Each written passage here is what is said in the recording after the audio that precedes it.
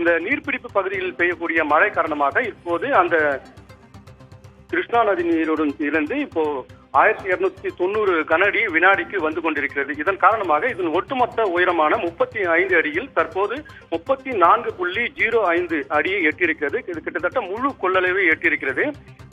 இந்த நிலையில் தான் இது முழு கொள்ளளவை எட்டிருக்கக்கூடிய சூழல். தொடர்ந்து நீர்வளத்துறை அதிகாரிகள் இந்த அணையை கண்காணித்து வருகிறார்கள். நீர்வரத்து அதிகரிக்கும் பட்சத்தில் தற்போது 1290 கனஅடி வந்து கொண்டிருக்கக்கூடிய சூழலில் நீர்வரத்து இன்னும் அதிகரிக்கக்கூடிய சூழல் வந்தால் ஒவ்வொரு நீர் கொஸ்தலை ஆற்றில் ஒவ்வொரு நீர் திறக்கப்படும் எனவும் நீர்வளத்துறை அதிகாரிகள் தெரிவித்திருக்கிறார்கள். இருந்த போதும் இந்த மழையை பொறுத்தும் அதே போல நீர்வரத்தை பொறுத்துமே இந்த நடவடிக்கை எடுக்கப்படும் என தெரிவித்திருக்கிறார்கள். இது மட்டும் இல்லாமல் தற்போது பெய்திருக்கக்கூடிய மழையில் இந்த ஒட்டுமொத்தமாக சென்னையின் குடிநீர் ஆதாரங்களாக இருக்கக்கூடிய பூண்டியில் 88%, அதே போல புழல் ஏரி 84% எட்டியிருக்கிறது. செம்பரம்பாக்கம் ஏரி 80%, சோழவரம் ஏரி 22.5%, கண்ணன்கோட்டை நீர்த்தேக்கம் 64% எட்டியிருக்கிறது.